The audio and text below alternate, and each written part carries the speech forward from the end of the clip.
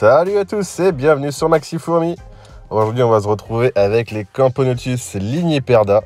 Je vous fais une petite vidéo sur elle avant qu'elle soit placée un petit peu plus loin du setup parce que tout ça va être changé comme vous avez pu le voir dans la vidéo unboxing.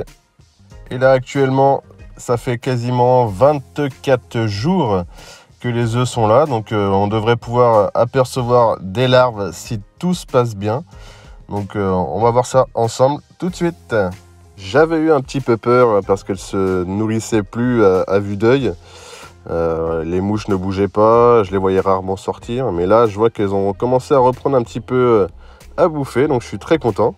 Je les ai remis au noir du coup pour éviter tout problème de stress ou quoi que ce soit, parce qu'elles ne sont pas stressées en apparence, hein, mais vu que la dernière fois dans la vidéo précédente on avait vu qu'elles avaient bouffé leurs larves, j'en ai déduit que c'était peut-être ça, donc on va voir.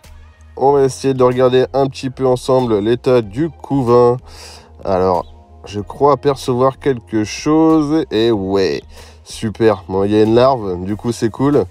Le développement reprend. On remet les compteurs à zéro et c'est reparti.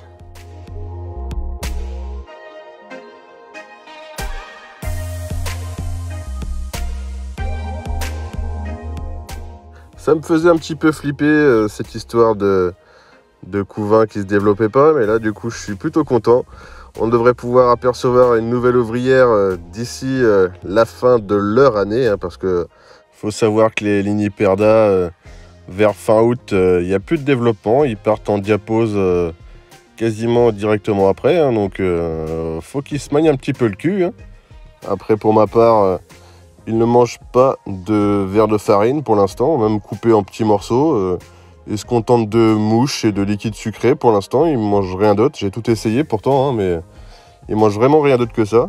Si vous avez des Camponotus Ligniperda, je serais curieux de savoir au stade de fondation qu'est-ce qu'elles mangeaient les vôtres, hein, parce que moi, niveau diversification, c'est vraiment pas ça. Elles se contentent du menu simple, le même tous les jours. On va pouvoir voir une ouvrière qui est beaucoup plus remplie que les autres.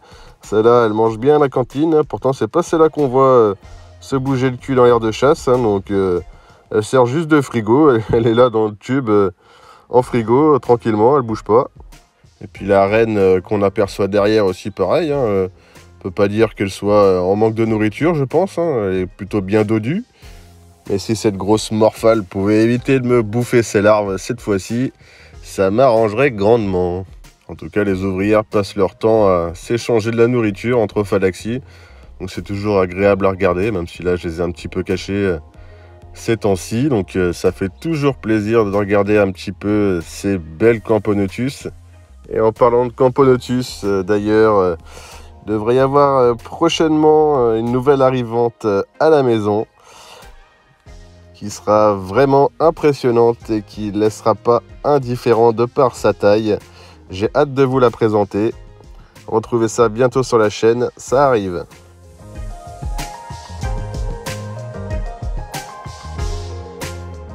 Alors, vous avez réfléchi? Allez, je vous laisse mettre en commentaire vos prédictions sur l'espèce qui va bientôt arriver à la maison et qui aura à sa place privilégiée sur la nouvelle étagère qui est en cours de fabrication. La vidéo sur le nouveau setup arrive bientôt, tenez-vous prêts. Si tu veux rien manquer, n'oublie pas de t'abonner et d'activer la petite cloche.